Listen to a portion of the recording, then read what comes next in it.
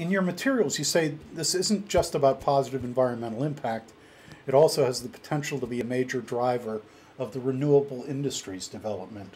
Can you speak to how that works? Yeah, so when we're out there purchasing green energy, what you're really buying is you're buying. Let me actually take a step back. When a windmill produces a megawatt of power, Yeah. it has actually two byproducts. One is the actual electricity that's delivered to the grid, and that electricity, when it's on the grid, is no different than any other electricity, because an electron is an electron is an electron. You can't tell them different when they're on the grid.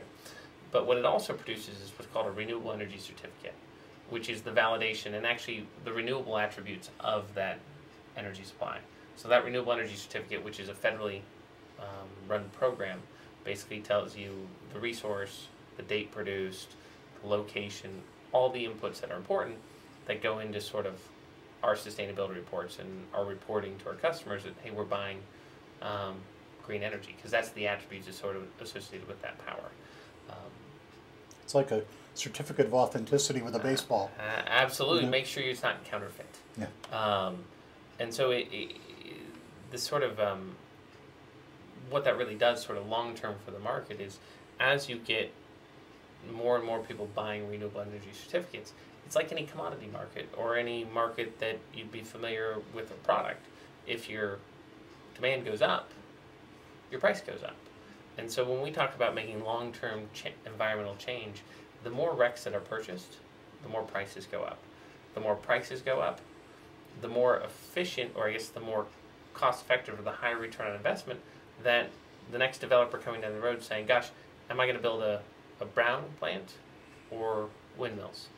And so when you compare them side by side from an economics perspective, the windmills has not only the cost of power that's delivered, which is going to be generally the same for both green and brown, but it has this additional attribute.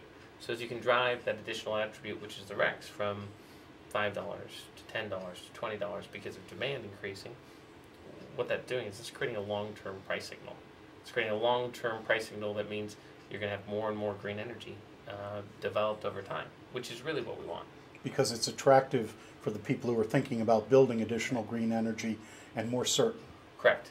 So you have, because what they're doing, right, and this may be way too much sort of renewable energy project finance 101, but they're effectively, when they go to finance that project, they're selling the forward value of both the power as well as the renewable energy certificate. So the higher that value, the easier it is to get financing, the more likely they're going to build a green plant over a brown plant.